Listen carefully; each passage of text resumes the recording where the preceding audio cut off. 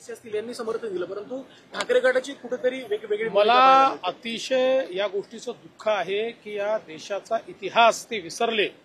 या देशाचा इतिहास असा आहे की युद्धाची वेळ असो, युद्ध सदृश परिस्थिती असो, देशावर हल्ला असो, देशाच्या संदर्भात एखादा विषय असो, या देशातल्या पक्षांनी कधी पक्ष बघितलेला नाही आहे।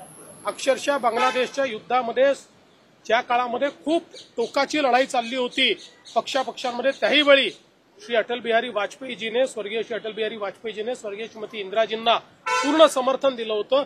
हीच या देशाची परंपरा राहिली आहे। पण अशाही परिस्थितीमध्ये विरोध करणं, उपहास करणं, मूर्खासारखे स्टेटमेंट देणं, हे जे काही उबाठाकडनं चाललेलं आहे, देशाची जनता माफ करणार नाही। शरद पवारांनी एक महत्वपूर्ण विधान केलं की काश्मीरमध्ये जे गोळीबार झालेला आहे त्यामध्ये धर्म बघून गोळ्या मारण्याचं असं ते म्हणतात।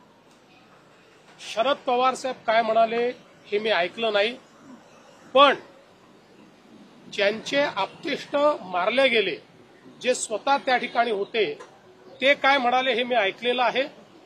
पवार साहेबांचं जर असं मत असेल तर त्यांनीही ते जाऊन ऐकावं। सर, एका बाजूला राज्य सरकारकडनं हे सगळं केलं जाते, ही सगळी मदतकार्य राबवलं जाते, विमानं पाठवली जातात, परंतु महायुतीतलेच खासदार आहेत शिवसेनेचे नरेश म्हस्के यांनी असं म्हटलं की जे लोक कधी विमानात बसले नव्हते त्यांना आम्ही परत आणले, कुठेतरी उपहासात्मक टीका केली। मला असं वाटतं की बोलताना कदाचित त्यांची जीभ घसरलेली असेल, अनेक वेळा बोलताना भान उरत नाही, त्यामुळे त्यांचं वक्तव्य काही योग्य नाही आहे, त्यांनी असं वक्तव्य करू नये।